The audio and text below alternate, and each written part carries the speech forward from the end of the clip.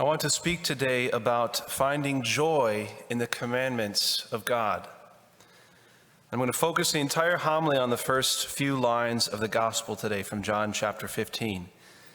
Jesus says to his disciples, "As the Father loves me, so I also love you. Remain in my love. If you keep my commandments, you will remain in my love. I've told you this that my joy may be in you, and your joy might be complete." So this all sounds great, right? God the Father loves us. What a gift. God could be whatever he wants to be. He doesn't have to do anything for us. He's God. And because he is so good, he chooses to be love itself and to offer this love freely to us. And Jesus is the clearest gift of this love from the heart of God himself. And on top of that incredible gift, Jesus says that he wants us to remain in his love. He wants us to have this joy that comes from him, this complete joy.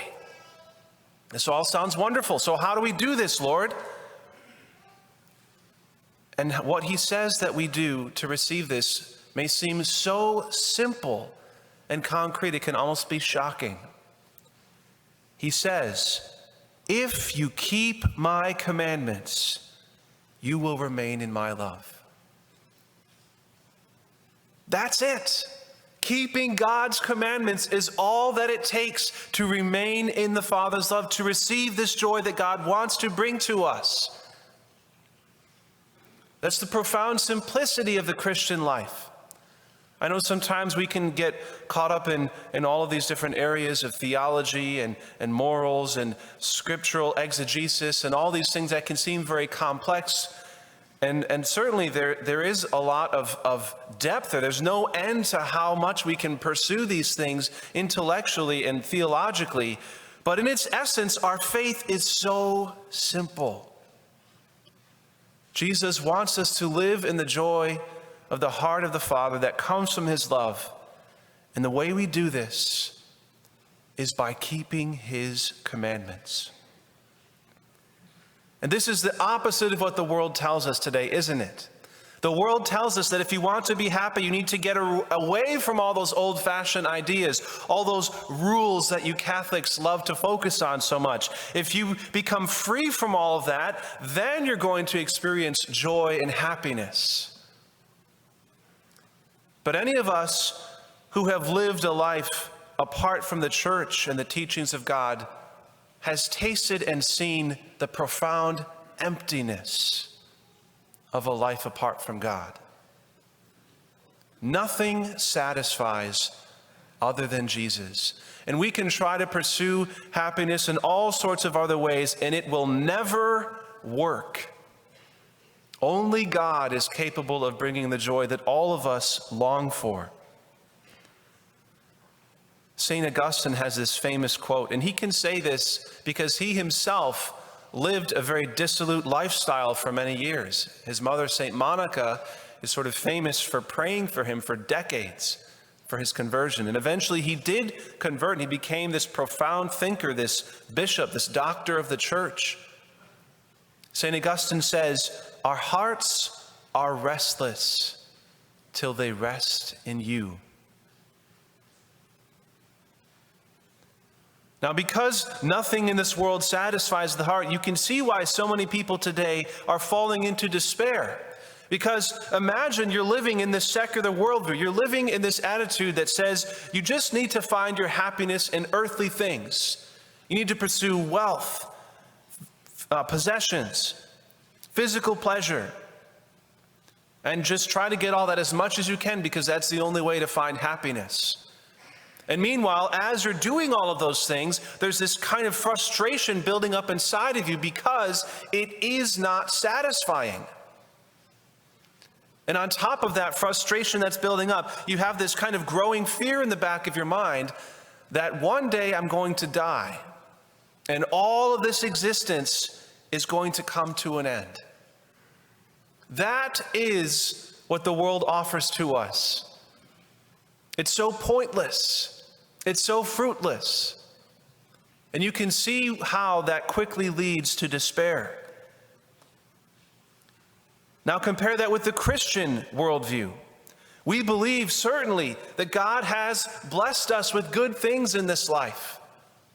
God has blessed us with love, family, relationship, material needs.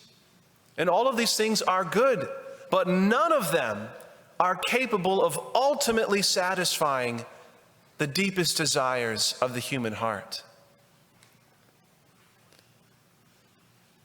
And so this, rather than just leading to a place of perpetual frustration, it's sort of like this built-in reminder that we are made for more than this life. It's not that we will never be satisfied at all. It's that we will never be satisfied until we get to heaven, which is the place that God has truly destined us for.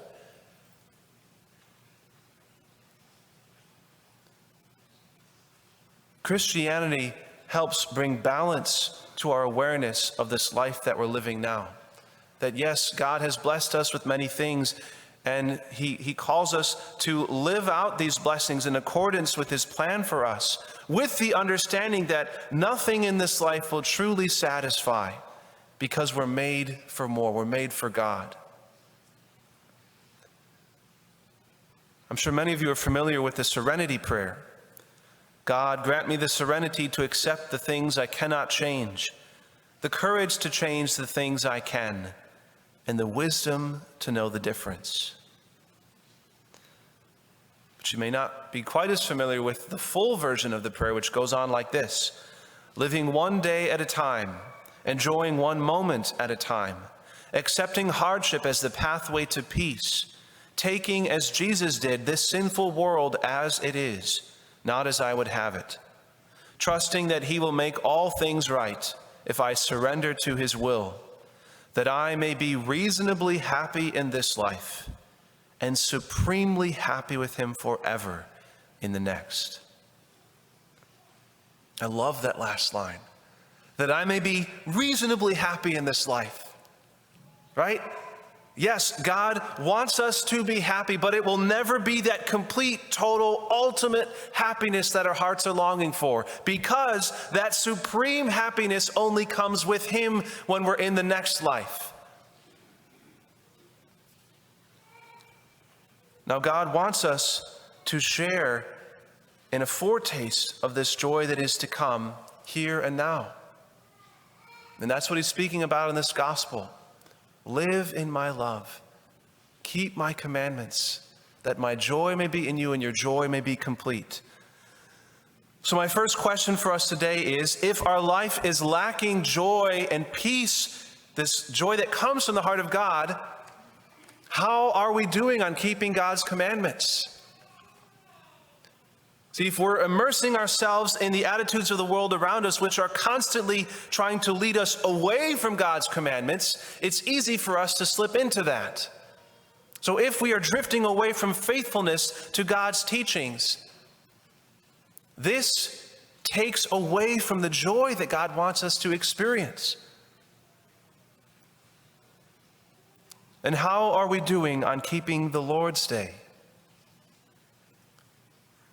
Every Sunday, the church gives us a special day to live in the joy of the resurrection of Jesus. And the church has always believed that being faithful to this day that is set aside for God is so foundational, so essential to our faith, that everyone who claims to be a practicing Catholic must come to Mass every Sunday. And it's not just an arbitrary baseline requirement. It's based on this awareness that we need God. We need to be reminded of these profound truths of our faith. Because if we allow the busyness of the world and all of these other things going on to take away from this special day once a week, we are depriving ourselves of the joy that comes from the heart of God. And so just as good parents have certain rules and expectations for their children, for their own sake, the church gives us this sort of baseline expectation for all of us, for our own sake, for our spiritual well-being. Now, I know for over a year we've had a dispensation from this obligation, but as you all know or should know, in a few weeks, I think in just 2 weeks, that dispensation is coming to an end. And all of us once again will be obliged to attend Sunday Mass because we need God's grace every week. We need to be living out the Lord's Day every Sunday, coming to Mass, setting aside time for prayer, so that we may experience this joy that God longs to give to us.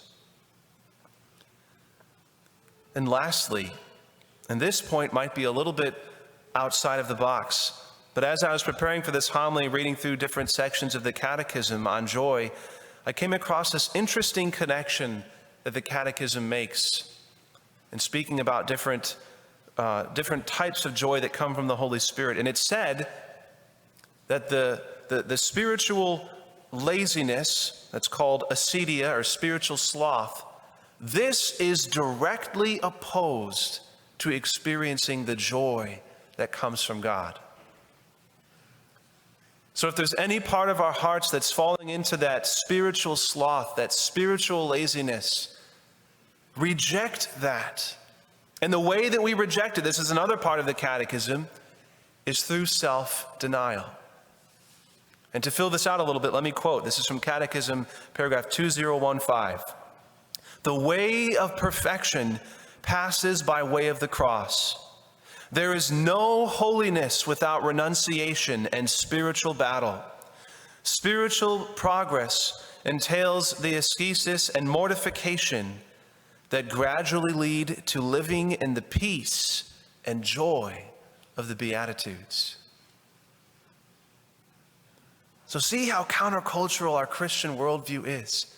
If you want to experience the joy of the gospel, don't reject the commandments. Don't just pursue shallow physical pleasures. Deny yourself.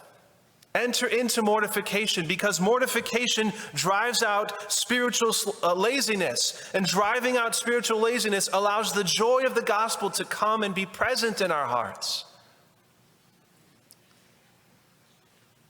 I'm sure all of you are aware of the obligation on Fridays in Lent to abstain from meat. In the old days, this was year-round, every single Friday of the year. It was just a simple way that you could have this habitual practice of self-denial to try to help everyone to live out this element of our faith. And many people have a misunderstanding about this expectation now. They think it only applies to Lent, but in reality, the church still asks that we do some sort of self-denial every single Friday of the year. It's only during Lent that it's required to be abstaining from meat. The rest of the year, you can do whatever you like, whatever form of self-denial you prefer. But we are asked to do something every single Friday of the year, because the church in her wisdom knows that this pattern of mortification is so essential for keeping at bay that spiritual laziness. So do you want to experience the joy that comes from the heart of God? Then keep God's commandments. Keep holy the Lord's Day. Embrace a regular pattern of self-denial and mortification. Reject the lie that you will find joy in anything other than God. Receive the joy that only God can provide, a joy that is just a taste of the unimaginable joy of heaven that is to come.